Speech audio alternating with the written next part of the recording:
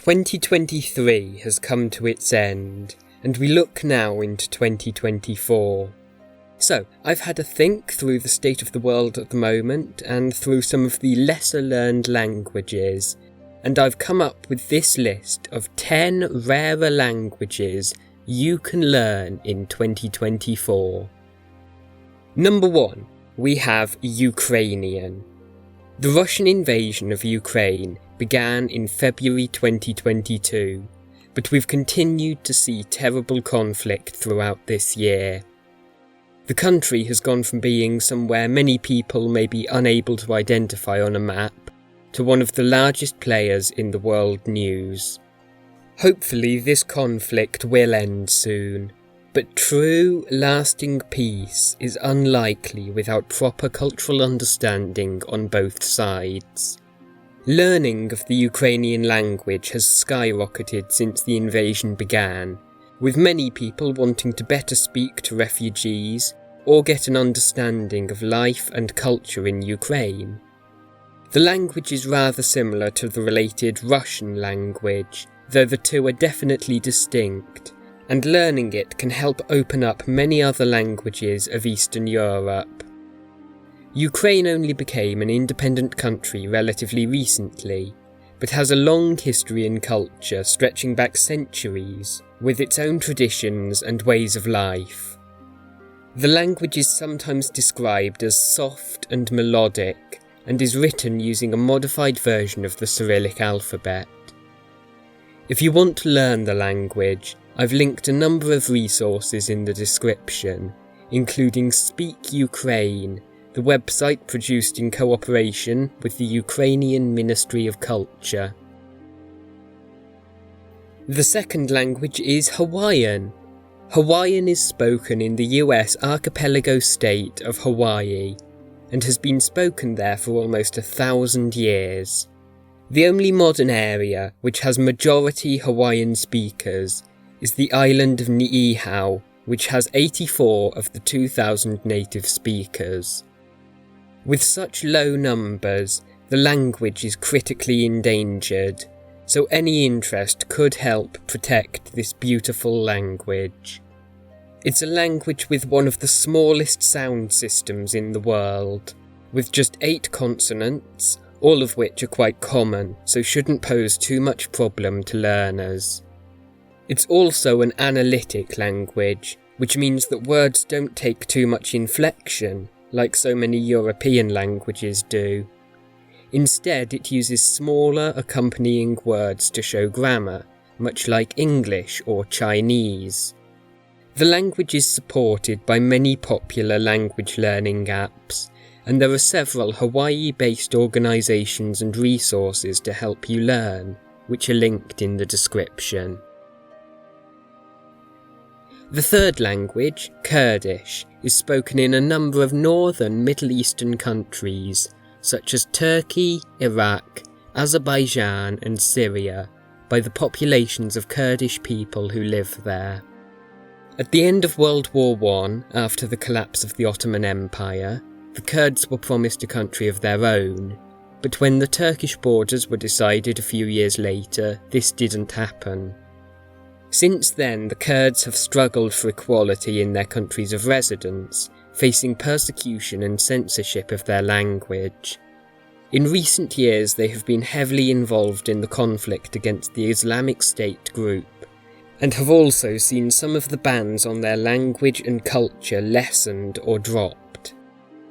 The language is part of the Indo-Iranian family, closely related to Persian, and more distantly to Indic languages, like Hindustani, Bengali and Assamese. It has a number of different dialects, which vary in their influences, vocab and grammar, and cannot be understood by speakers of other dialects.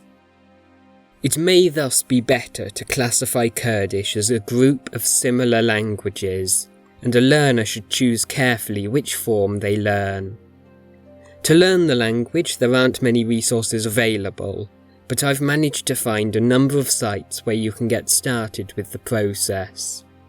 Among these are 2 YouTube channels, which each teach one of the two largest dialects, Kurmanji and Sorani. For our fourth language, we go to Central America for the Garifuna language, which is spoken by about 120,000 people on the northwestern coast of several Central American countries, such as Guatemala, Honduras, Belize, and Nicaragua. Historically, the Garifuna people lived on the islands of Dominica and St. Vincent, but were forcibly removed at the end of the 18th century by British colonists.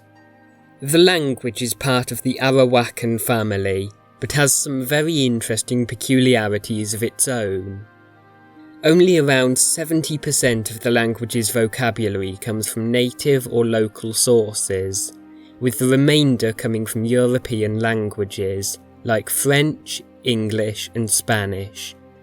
This means it may be easier to learn than other indigenous South American languages for speakers of European languages, as there will be more easier to recognise words. The language is also interesting for having a distinction between the language used by men and that used by women, with some words or grammar differing depending on the speaker's gender.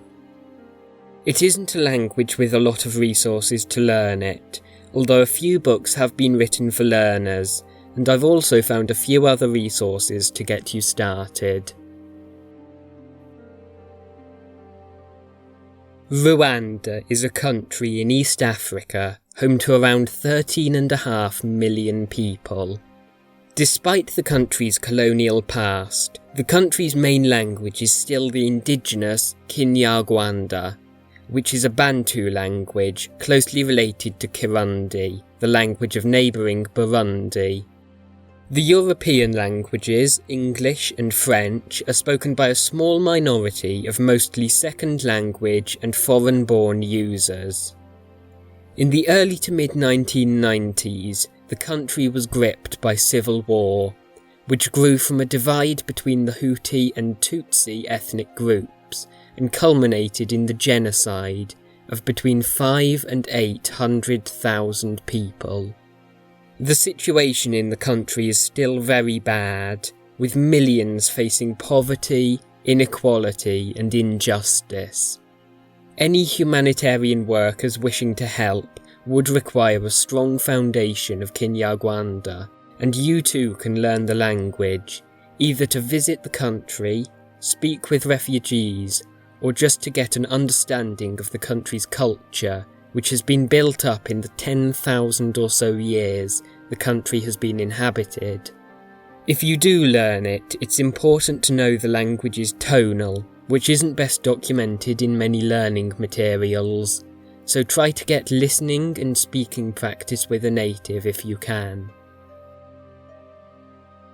Spoken by about 18% of the population of Wales, and a further 120,000 people in other regions, Welsh is the most widely spoken of the modern Celtic languages, which have been spoken in the British Isles for around 3,000 years. Among the Indo-European languages, they're very interesting, containing a number of features rare in other languages of the family. Welsh has historically faced prejudice in its use, so came close to extinction, but recent action by the Welsh government means that usage is increasing, and current goals are to reach 1 million speakers by 2050. In the last year especially, I've been trying to learn some Welsh, so I've linked some of the resources I have in the description. There's also a series of textbooks that are quite commonly used and match the Duolingo course, although personally I don't use them, as they don't match my learning style very well. Haitian Creole is the language of the Caribbean country of Haiti. As the name suggests, it's a Creole language, arising from the contact of multiple languages. Haitian derives from French, along with West African and indigenous Central and South American languages. Obviously, the language will be easier to learn if you speak one of these languages, but it's also perfectly possible to learn even if you don't. Throughout its history, Haiti has experienced a number of revolutions and coups. The last 5 years have seen protests and gang war, and in 2021, the country's president was assassinated. The culture and history of Haiti are very interesting, and understanding of them can be better reached through the indigenous language. Unfortunately, many French speakers view the language as just bad French, but it is a language in its own right, and is one of the most spoken Creole languages in the world. There are thought to be around 300 sign languages in use around the world today. Most of these are very geographically confined and don't have many users, so it makes sense that if you want to learn a sign language, you investigate which are local to you. Over 1 billion people worldwide are affected by hearing loss, yet understanding around sign language is very lacking. The most common sign is Indo-Pakistani sign, which is used across India and surrounding countries. This is followed by Indonesian, Russian and Brazilian signs. Sign languages are completely distinct from the spoken languages with which they coexist, having completely separate grammars. They're also not related in the ways you might expect. So while America and the UK share English as their main spoken languages, American and British signs are completely unrelated, and signers of one cannot understand the other. I've left a few links for signs you may want in the description, but try to research what would be most applicable to you, and find resources or teachers for that language. In 2023, we saw war grip the Middle East, with conflict between Israel and Palestine in the Gaza Strip. It would of course make sense to learn either Hebrew or a variety of Arabic, and I absolutely think that you should if you want, but since this video focuses on the smaller languages, let's look at something a bit different. Maltese is the language of the Mediterranean island of Malta. It's descended from Arabic and is the only native Semitic language of Europe. Despite being so closely related to Arabic, it's had significant influence from European languages. It's written in the Latin script rather than the Arabic script, and has a very large number of loanwords from nearby languages. Over 50% of the language's vocab comes from Italian or related languages, 6% from English, and 30% from Arabic. Maltese speakers can generally understand about 1/3 of some varieties of Arabic, so if you have experience with European languages, Maltese could be a very good introduction to the languages of the Middle East. Manchu is a language spoken in Manchuria in northeastern China. It was the main language of the Qing dynasty, which lasted almost 300 years.